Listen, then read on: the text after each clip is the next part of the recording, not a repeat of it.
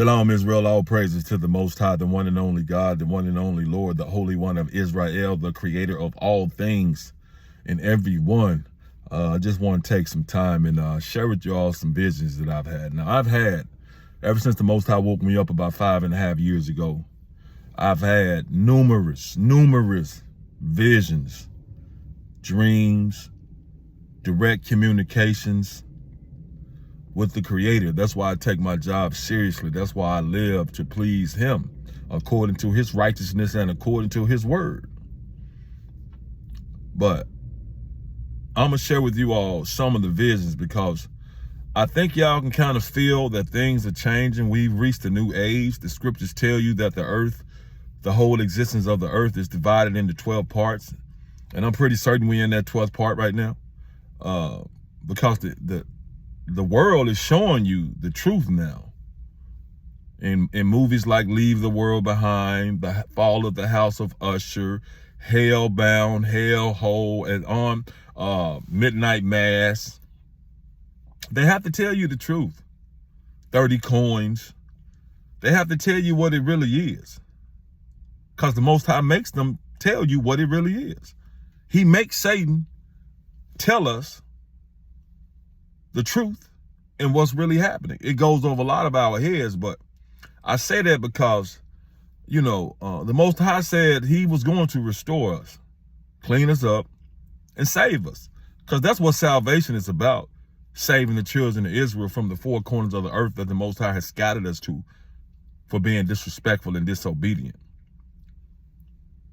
And when He gathers us up again, and brings us out of all these lands that He scattered us to, we're going to go by chariot.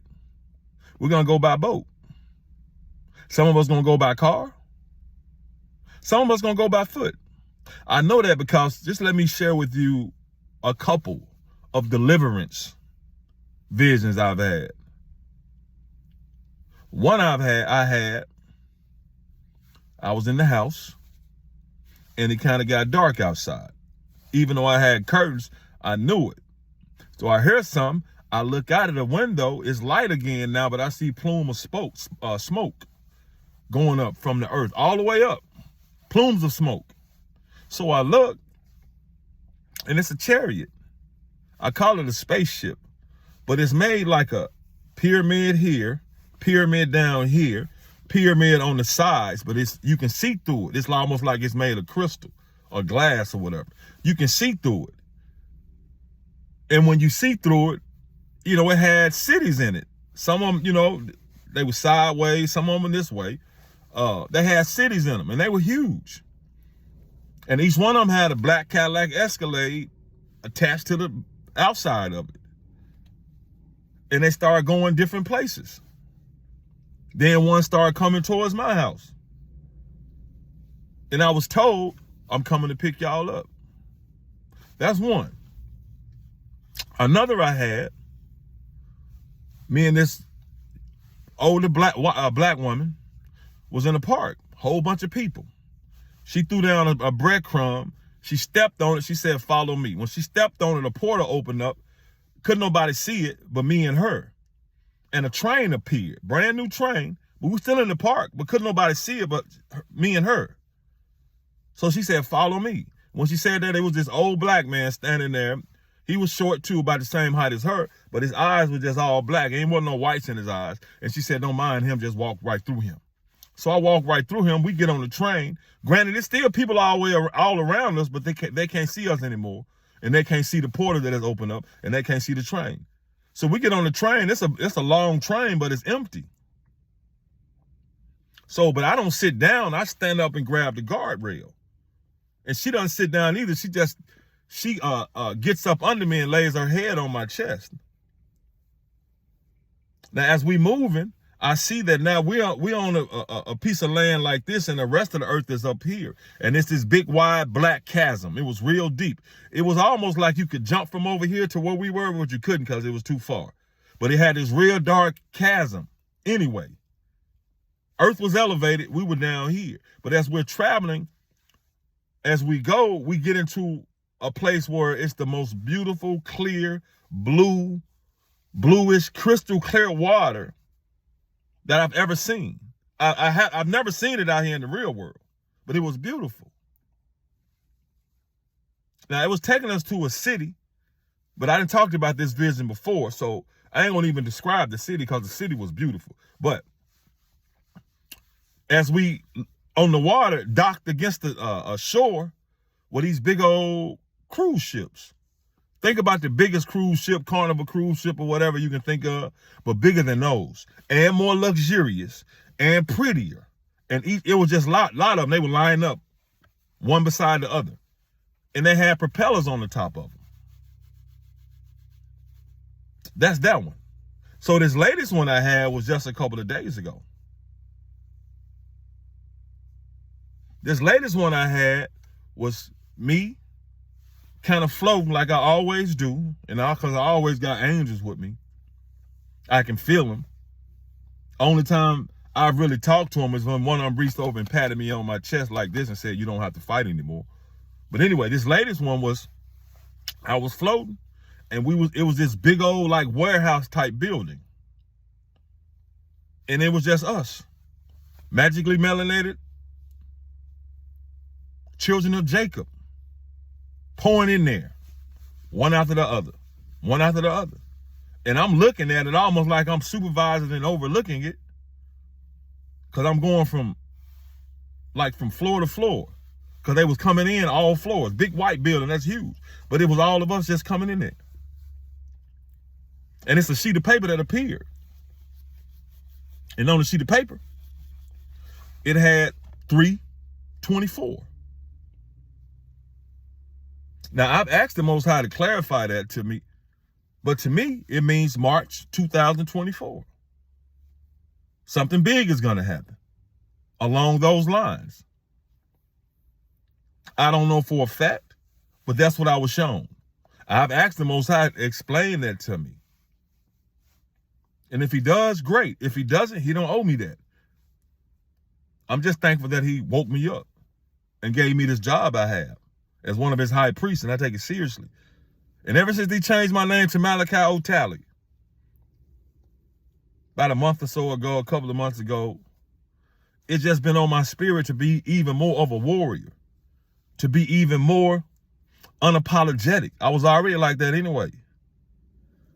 To be even more fearless, because I was fearless anyway, because it's about that time. And another one I had a couple of years ago was just me on the interstate, and it was just traffic backed all the way up. Everybody was in their cars, but they couldn't go anywhere. But I wasn't in my car. I was on foot. But I elevated and started floating above the traffic. Then I started flying. And as I'm flying, I see I got chariots flying with me. I'm not in a chariot. I'm just flying. And the chariots are with me. And they're shooting at people on the ground. But they're following me wherever I go, they go. I'm not doing anything, though. But the chariots are shooting people on the ground. Those are just a couple of the visions I've had. So I just decided to share. Because I was thinking, Most High give me all these visions. Sometimes I share some, but most of them I don't. Because I be thinking it's between me and him. But now I'm like, no, I think I'm supposed to share this. That's because that's like one day when I went to bed, I was almost being disrespectful towards the Most High. I was crying, I was yelling, I was sad because of the state that we are as the children of Israel. And I was asking him, really yelling, don't you think you didn't punish us enough? Don't you think we didn't have enough?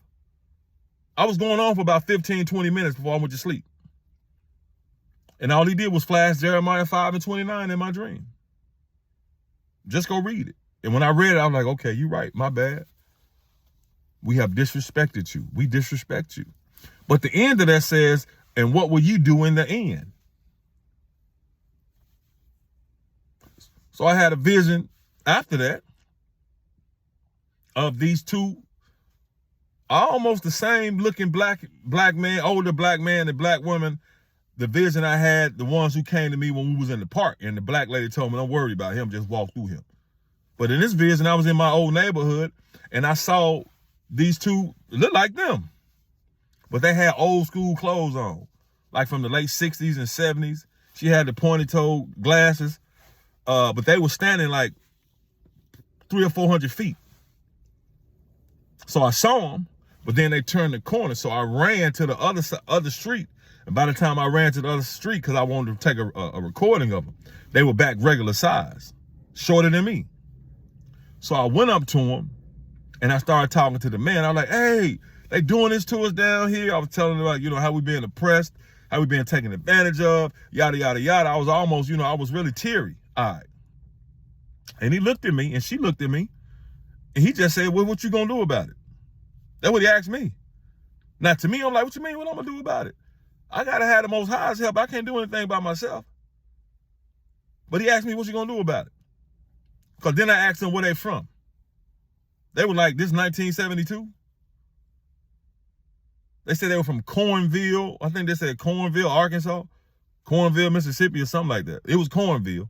Because I ended up Googling it and I didn't find anything. But that doesn't mean that town didn't exist, because they didn't wiped a lot of our towns off the radar. I'm saying that to share because I feel like I'm supposed to share.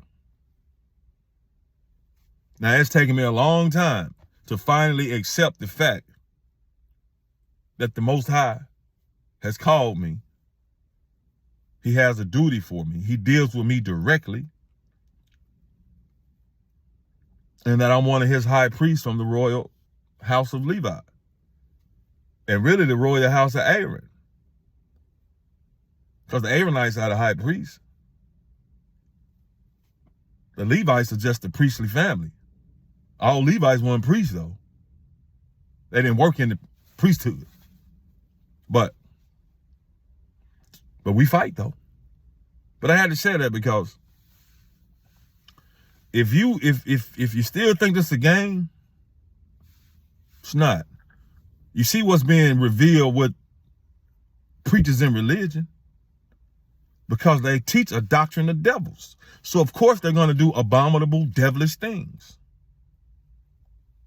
because it's against the Most High. I don't care what anybody says.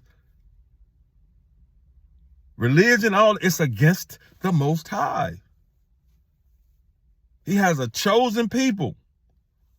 Those people are being punished. But now the awakening is happening because the punishment is pretty much over. That's why they're telling us these things. Because they understand. But everybody don't give. The Most High doesn't give everybody understanding. The Most High doesn't give everybody discernment. My job is to share, to teach when I'm asked. I don't have to go around pointing the finger, yelling and screaming. All them Israelites that's stuck in them camps that's in idolatry, I hope they repent and come back to the Creator, because it ain't going to be pretty for them. I don't know why they think the Creator playing. He's not playing. He has a warrior mindset. He's a disciplinarian. Any good parent is a disciplinarian. He has a warrior spirit. He put warrior spirits in his men. And it is what it is. I can walk in that boldness because he done sang to me. He done told me how special I am to him. He done showed me how special I am to him. And it's extremely humbling. But at the same time, it's scary. Because I don't want to mess up. Because I don't want to get whooped. But I still have to be cleansed like everybody else. That's why you don't see me working in the office of the priesthood. How am I going to do that on this dirty land? We have to be cleansed. All of us do. The land has to be cleansed and anointed. Then I can work in the office of the priesthood, but not until then. But I wanted to share that with y'all. Get yourselves right. I mean, for real, study.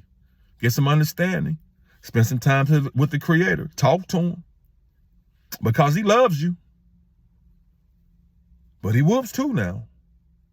He whoops. And it's still more whoopings to be handed out.